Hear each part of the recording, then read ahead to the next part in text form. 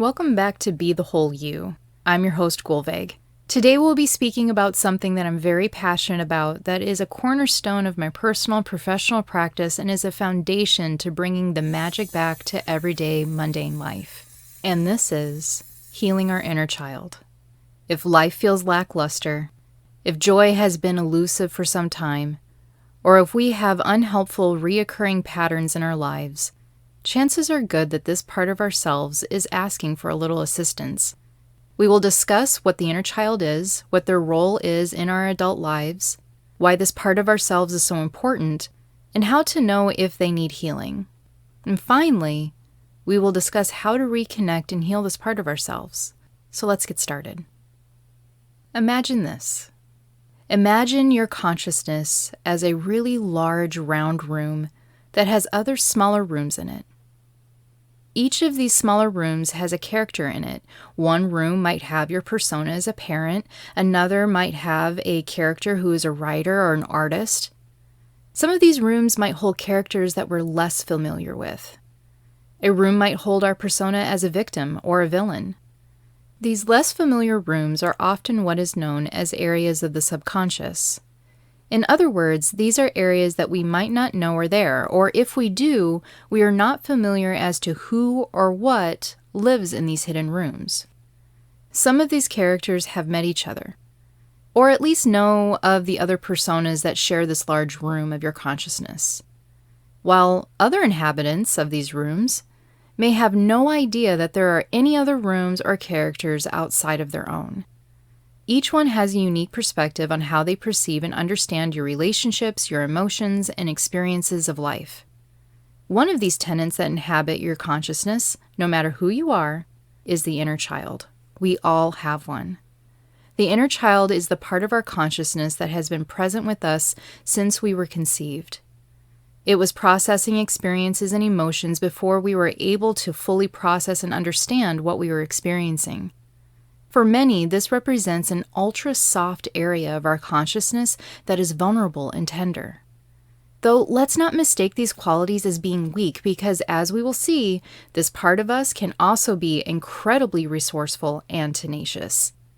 Unfortunately, there is very little about our culture that honors this side of ourselves. Many of us grew up in a culture that promoted growing up quickly and mistakenly taught us to repress our emotions instead of regulating our emotions. Many of us heard demands such as stop being a crybaby, or children should be seen and not heard, or simply don't fidget. Fidgeting, by the way, is something we often do to discharge a feeling of being overstimulated or overwhelmed. So we quickly adapted. We learned to stand in line, stay still, and sit quietly. In doing so, we also learned how to override our nervous system to ignore our inner knowing and feelings in favor of what the big people told us we should think and should feel if we were to be considered quote-unquote good. We learned to put this childlike part of ourselves into a room, and for most of us, a large part of this room is unexplored and hidden in the subconscious. This is for a couple of reasons. For one, some of these experiences may have occurred before we developed clear memories. For example, experiences when we were an infant or a toddler may not consciously be remembered, but are stored in our subconscious mind and in the very tissues of our cells. The second reason is we may repress memories of our experiences that were too confusing and or painful to bear. And this is the case of repressed childhood trauma. Because of our culture, even those of us who are blessed with a quintessential ideal childhood often hold some sort of trauma. And if you're a parent, this topic is not meant to incite shame or guilt. We are all wounded people who were raised by wounded people, and most of us are doing our best. When we keep this part of ourselves relegated to the dark recesses of our subconscious mind, we don't just compartmentalize trauma. We lock away the part of us that holds our creative potential, our joy, and our sense of wonder. To live a fulfilling, joyful life, we must reacquaint ourselves with our inner child. The unmet needs and survival and coping mechanisms we developed as children may end up creating unhelpful life patterns and mental and emotional dis-ease later in life. The inner child doesn't go away simply because you grew up. It is there throughout your whole life. When you feel creative, confident, and brilliant, and also when you feel stuck, confused, and full of self-doubt. It is a powerful force within us that can attract a great job, a loving relationship, or toxic situations and abuse. So just to give us some examples, here are some really common scenarios that call for inner child healing. A person goes from one abusive relationship to another. Doesn't have to be an intimate relationship.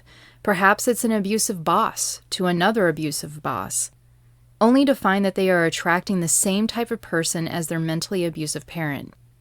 What may be going on is subconsciously they are trying to still prove that they are enough. Or a creative professional, such as a writer, gets writer's block after some notable success, only to find that it is their inner child who experienced a lot of bullying and is afraid to be seen. Or a person had an absentee parent, which meant that they had to raise themselves and younger siblings. As a result, they experience the same type of codependent relationships because the inner child does not trust anyone and assumes they must do it all themselves.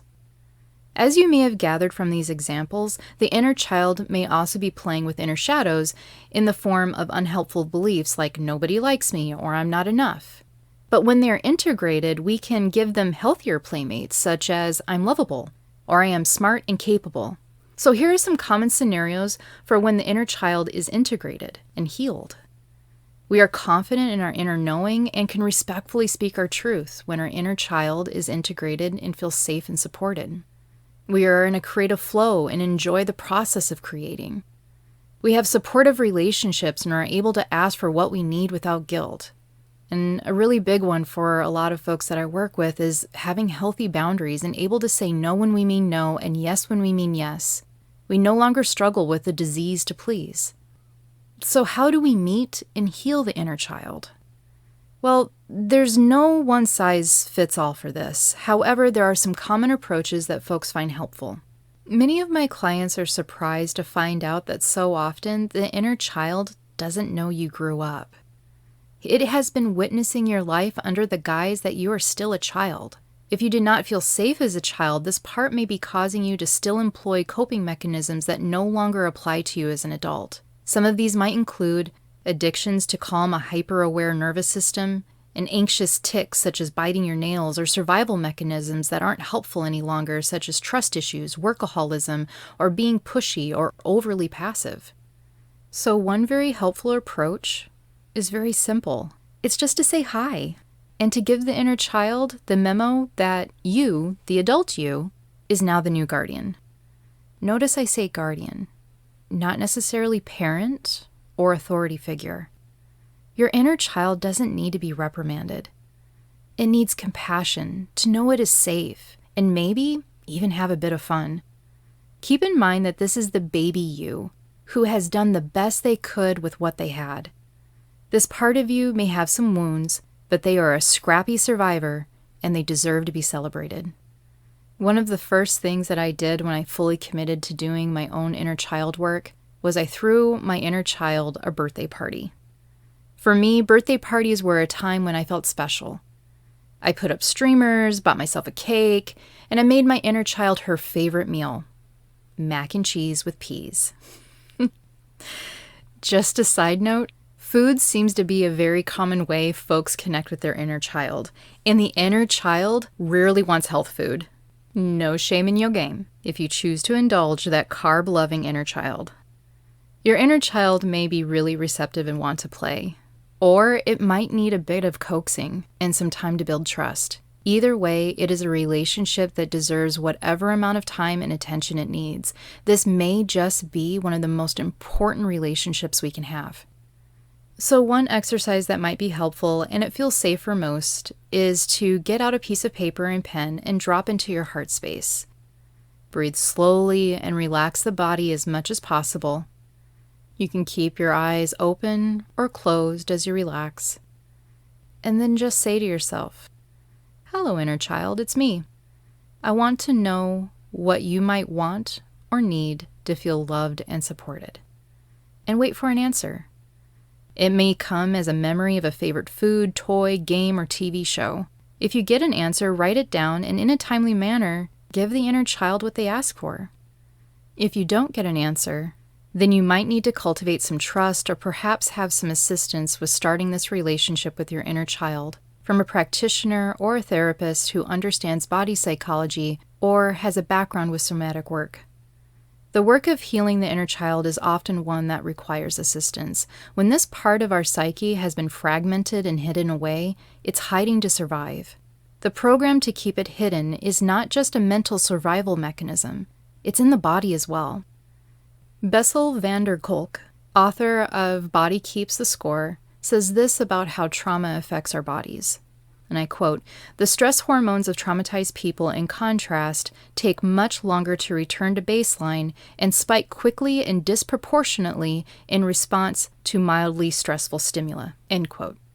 The nervous system and the neurochemicals associated with it are the bridge between our bodies, our energy body, and consciousness. And I talk a little bit about this in the episode titled Chakras for Everyday Life and Everyday People.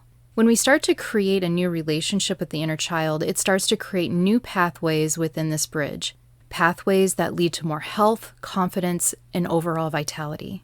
Finding magic in the mundane is to find spirit in the material world, to find wonder in the everyday.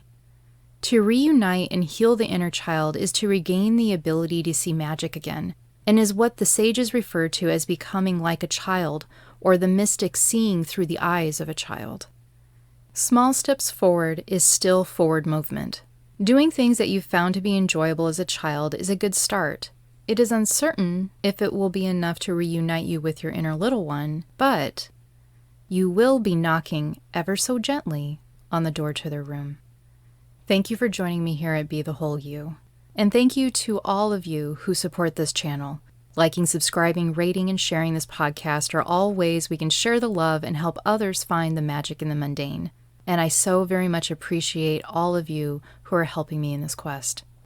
Until next time, stay curious, my friends.